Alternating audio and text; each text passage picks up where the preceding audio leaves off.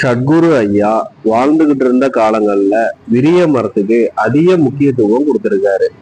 விரிய மரத்தை ஐயா நிறைய தடவை சுத்தி சுத்தி வந்திருக்கிறாரு. தன்னை தேடி வர பக்தர்களையும் விரிய மரத்தை சுத்த சொல்லி இருக்கிறாரு.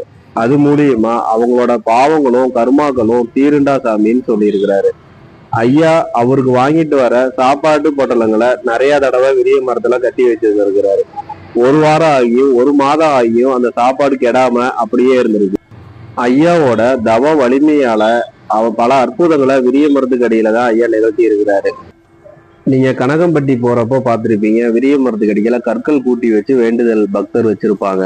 கற்கள் கூட்டி வைக்கிறது தவறு கிடையாது. ஆனா அதுல பூக்கள் வைக்கிறீங்க பாத்தீங்களா, அதான் மிகப்பெரிய தவறு. அது நாளடைவில் நிறைய பூக்கள் சேர்ந்து சேர்ந்து கற்களுக்குள்ள ஒரு சகதி மாதிரி ஆகி வாசனை வர்றதுக்கு ஆரம்பிச்சிடும். அதனால அந்த தவறை திரும்ப பண்ணாதீங்க. பூக்கள் வைக்கிறதுக்குன்னு ஒரு இடம், தனியான இடம் இருக்கு, அங்க மட்டும் பூக்கள் வைங்க.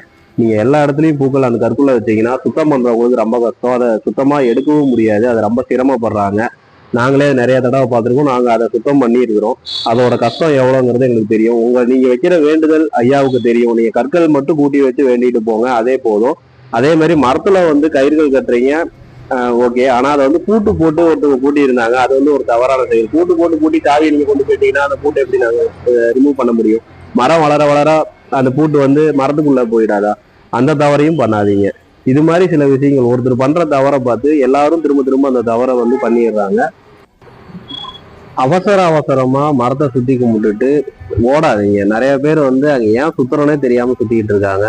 நீங்க அந்த மரத்துக்கு அடியில கொஞ்ச நேரம் உட்காந்து தியானம் பண்ணி பாருங்க. அவ்வளவு ஒரு மன நிம்மதியும் சந்தோஷமும் நம்மளுக்கு கிடைக்கும்.